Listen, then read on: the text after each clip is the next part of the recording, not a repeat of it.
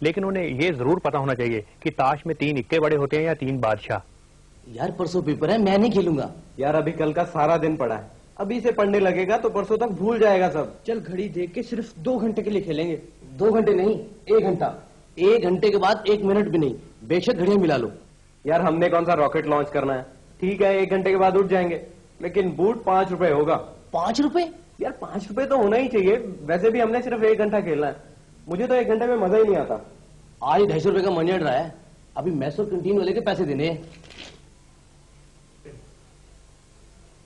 1 घंटा हो गया यार, बस करें। ठीक है मर्जी है। मैं तो 200 रुपए हार गया, 50 रह गए सिर्फ। 100 रुपया तो अभी कैंटीन वाले को देना है। चल जीत कर बराबर कर देना कल। कल कहाँ टाइम मिलेगा यार, 1 घंटा और ना खेल लें। भाई 1 घंटे में क्या मजा आएगा? कम से कम 2 घंटे तो होने चाहिए। नहीं यार मैं तो 3 घंटे से कम नहीं खेल सकता, मुझे मजा ही नहीं आता। चल यार जितनी देर मर्जी खेल लेना, पत्ते तो बांट। ठीक है, अब टाइम का कोई चक्कर नहीं है। लेकिन चौकीदार को तो बोल दे। वो क्या? बस इम्तिहान से आधा घंटा पहले याद करा दे। जिस लड़के को शुरू से ही लॉटरी का चस्का हो, शर्त लगाने का शौक हो, बड़ा होकर एक अच्छा जुआरी बन सकता है। इसी तरह एक लड़के को शर्त लगाने की बहुत आदत थी। एक दिन क्लास में बैठा अपने मास्टर जी की दाढ़ी को घूर रहा था। मास्टर जी ने कहा, क्यों बे क्या बात है? लड़के ने कहा, सर आपकी दाढ़ी नकली है। मास्टर ने कहा, नहीं। लड़के ने कहा, सर हो ना हो आपकी दाढ़ी है नकली। मास्टर जी ने कहा, मैं कह रहा हूँ असली है। लड़के ने कहा, ये शर्त हो जाए 100 रुपए की। मास्टर जी ने कहा, ठीक है।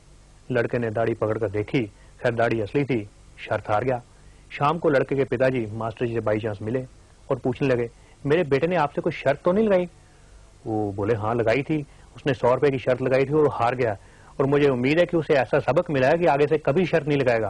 पिताजी बोले, हो उसने मेरे से भी शर्त लगाई थी 200 रुपए की और वो जीत गया। बोले, वो क्यों? जी वो कह रहा था कि सारी क्लास के सामने मास्टर जी की दाढ़ी पकड़ सकता है।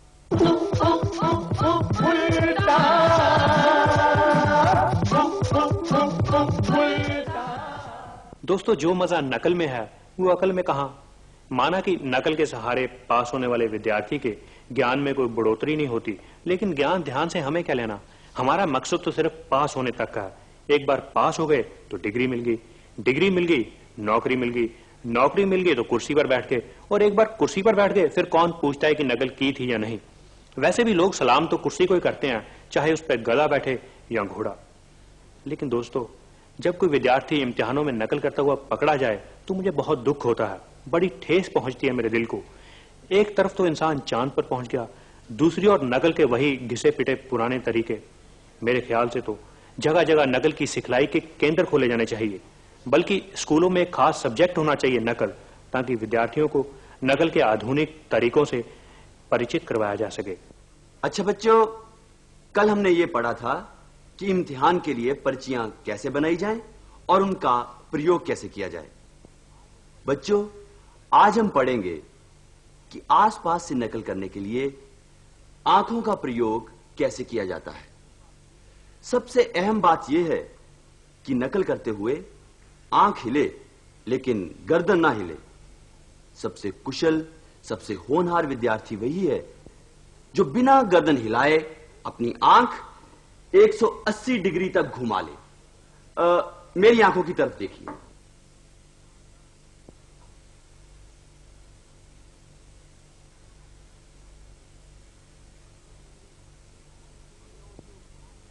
अबे ओ उल्लू, ध्यान से देख ले इधर, फिर नकल करता पकड़ा गया तो कहेगा मास्टर जी ने अच्छी तरह से पढ़ाया नहीं। हाँ समझे? अच्छा अब एक सवाल लिखो।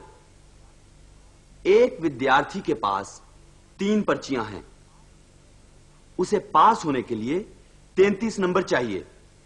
बताओ वो किस हिसाब से नकल मारे कि पास भी हो जाए और पकड़ा भी ना जाए, जबकि सुपरवाइजर की ऐनक का नंबर 4 दिया गया है। आप चाहे आस्तिक हैं या नास्तिक, लेकिन इम्तिहान के दिनों में भगवान को याद करना कभी मत भूलिए, बल्कि अपना पूरा मन लगाकर प्रार्थना करिए। हे भगवान, आज मुझे ऐसी जगह पे सीट दिलवाना जहां से मुझे नकल मारने में कोई भी परेशानी ना हो, जहां से मैं तो सुपरवाइजर को देख सकूं लेकिन सुपरवाइजर ना मुझे देख सके। हे भगवान, अपने इस भगत के सिर पे हाथ रखना ताकि मेरी कोई भी किताब या पर्ची पकड़ी ना जाए। क्योंकि एग्जामिनेशन हॉल में अगर आपकी सीट ही किसी निकम्मी जगह पे है तो नकल आप खाक करेंगे। एक विद्यार्थी ने जब अपना रिजल्ट कार्ड अपने पिताजी को दिखाया तो वो बरस पड़े, तुम्हें शर्म आनी चाहिए, इतने कम नंबर लिए हैं तूने, क्या हो गया था तुम्हारे दिमाग को? तो वो बोला, डैडी इसमें मेरा क्या कसूर है, जो लड़का मेरे आगे बैठा था उसे कुछ आता ही नहीं था।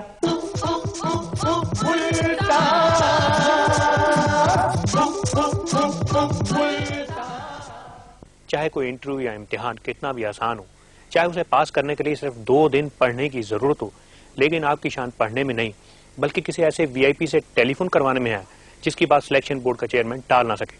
मान ले कल आपके बेटे की इंटरव्यू है तो आपका फर्ज है कि आप कश्मीर से लेकर कन्याकुमारी तक कोना कोना छान मारें।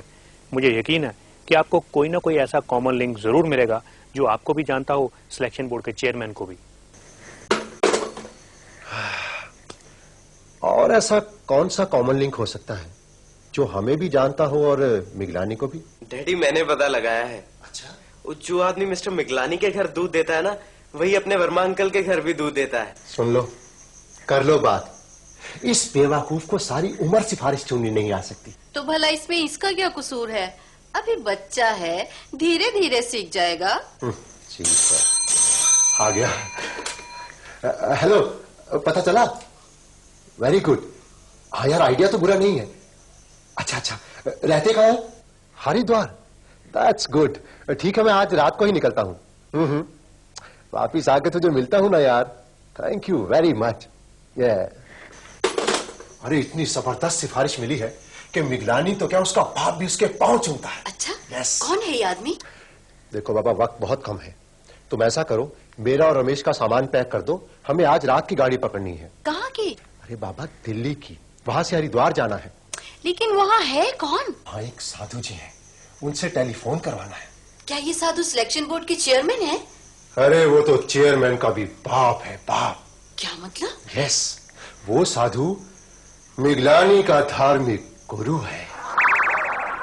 जैसे आजकल एक एक पोस्ट के लिए हजार कैंडिडेट होते हैं और हर कैंडिडेट की 100 सिफारिशें होती हैं, मेरे ख्याल से सिफारिशों के नाप तोल के लिए भी एक स्पेशल कंप्यूटर होना चाहिए। सर, सबसे बड़ी फैसिलिटी ये है कि इसे आप डायरेक्ट टेलीफोन लाइन के साथ कनेक्ट कर सकते हैं। मेरा कहने का ये मतलब है कि जो सिफारिशें टेलीफोन पर आती हैं वो ऑटोमेटिकली इसमें फीड होती चली जाएंगी। इससे सिलेक्शन बोर्ड का काम काफी आसान हो जाता है। ऑफ कोर्स, क्योंकि सर मैनुअली तो आजकल आप इतनी सिफारिशें इवेल्युएट कर ही नहीं सकते। Just need a computer. इसमें कोई हेराफेरी का चांस तो नहीं? हेराफेरी? सर मैं समझा नहीं। मतलब ये कि ये कैंडिडेट के नंबर, एबिलिटी और क्वालिफिकेशन तो नहीं काउंट कर लेगा? कैसी बात कर रहे हैं सर, ये कंप्यूटर तो सिफारिश देखता है, जस्ट सिफारिश। बल्कि मेरे ख्याल से और देवी देवताओं की तरह सिफारिश का भी कोई ना कोई देवता होना चाहिए। और मुझे यकीन है आज के जमाने में अगर कोई ऐसा सिफारिश देवता निकला है, लोग सब देवी देवताओं को छोड़कर उसके पीछे उड़ेंगे, सबसे ज्यादा उसी की पूजा होगी। सिफारिश सिफारिश सिफारिश सिफारिश सिफारिश सिफारिश सिफारिश सिफारिश। सिफारिश देवता, हम तुम्हारी भक्ति से अति प्रसन्न हुए बालक, मांगो क्या वरदान मांगते हो? सिफारिश देवता, अगले हफ्ते मेरी लेक्चरर की पोस्ट के लिए इंटरव्यू है।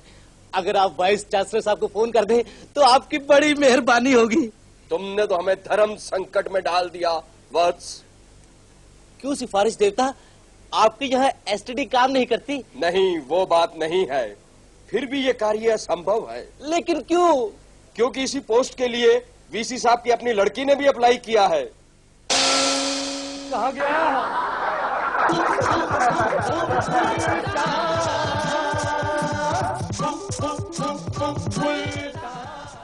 बहुत से लोग सिर्फ इसलिए चीजें खरीद लेते हैं क्योंकि सेल लगी हुई है जी।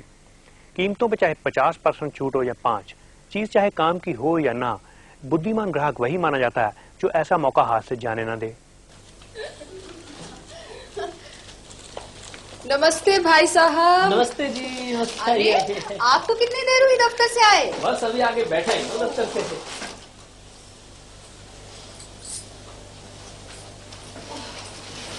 पर आप लोग कहाँ से आ रहे इतनी सारी शॉपिंग करके? शीला ने मुझे सुबह बताया कि रजौरी गार्डन में भारी सेल लगी है, तो मैंने सोचा मैं भी साथ हुआ। भाई लेकिन अभी परसों ही तो वो क्या कहते हैं, तुम मोतीबाग से शॉपिंग करके आई थी। ओफो, वहाँ तो सिर्फ 20% ऑफ था, यहाँ तो कई चीजों पर 30, 40, 50% तक छूट थी। ये तो शीला की मेहरबानी है जो मुझे बता दिया। अच्छा हाँ, ये देखिए मैं आपके लिए जूते लेकर आई हूँ। जूते? हाँ, सिर्फ 280 रुपए में, असली कीमत 400 रुपए। भाई पर ये तो 9 नंबर का जूता है और तुम्हें मालूम है मैं 8 नंबर का जूता पहनता हूँ।